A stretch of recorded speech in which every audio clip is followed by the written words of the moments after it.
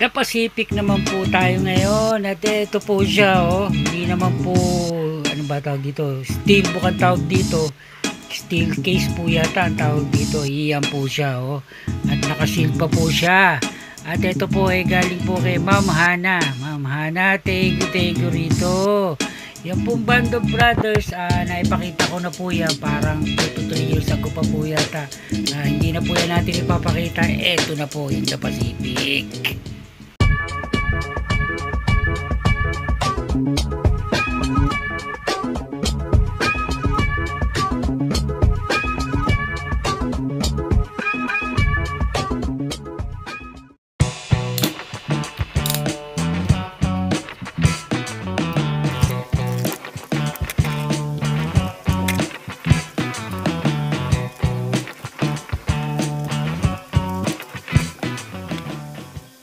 Eto na po yung The Pacific, oh. Yan, oh, diba? Bagong bago, then not nakaseal nga siya, kaya ito eh, nakachepo po lang po tayo nito. Yan, diba? Yan po yung harap, yung spine, at yung kabila, at yung likod, yung ibabaw po ilalim, wala naman po siya. Yan, likod po siya. Biro nyo, $79.99, so halos 4.5 po ito, pero syempre yan po yung presyo nung una. Alam ko nasa $39 to ngayon. Yan, buksan na po natin yung ito po yung pinaka J card nya, diba? Bago nga, kaya syempre meron yan. Pareho naman po din ito nung Band of Brothers. Yan po. Ito po kasi Second World War po ito. Ang kalaban po naman ng Amerikano rito ay Hapon, Japan po. Yun naman po Band of Brothers, Germany naman po ang kalaban nila, yung Nazi ni Hitler. Yan, buksan na po natin. Yan po, meron pong insert nya, important notice. Yan po, bali 6 na disc po ito, parang Band of Brothers po. Nga pala po, ang director po nito ay si Steven Spielberg, tsaka ano ba si Tom Hanks dito, parang executive producer yata si Tom Hanks. Pagka po kinuha natin itong nasa loob, yan po yung artwork ko, diba? Yan, oh. Tabi po muna natin yan, at eto na po, yan po siya, oh.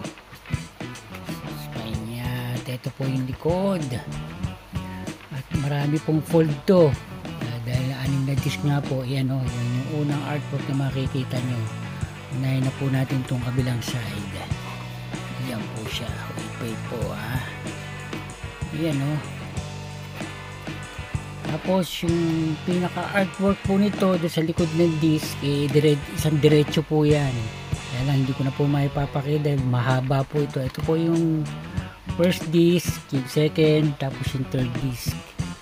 So, bali ang kuha po nitong artwork nito ay sa beach ng ewan ko kung saan to.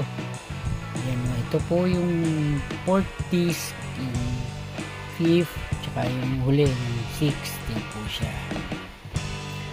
At yung Band of Brothers po ay napakaganda po nung gusto ko po yung mini series na yun.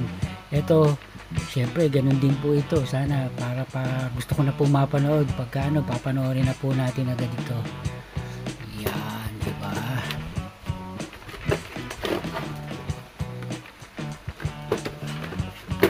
Yung problema lang po doon sa Band of Brothers, hindi lang po siya ganun kagandang tumunog. Siguro kung maganda siyang tumunog, yung panalo na po yun.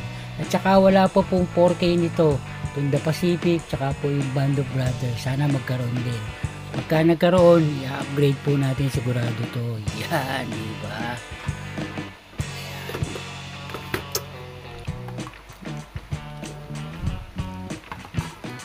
Yan, o, diba? Panalo. At kompleto na po natin yung The Pacific at yung Band of Brothers.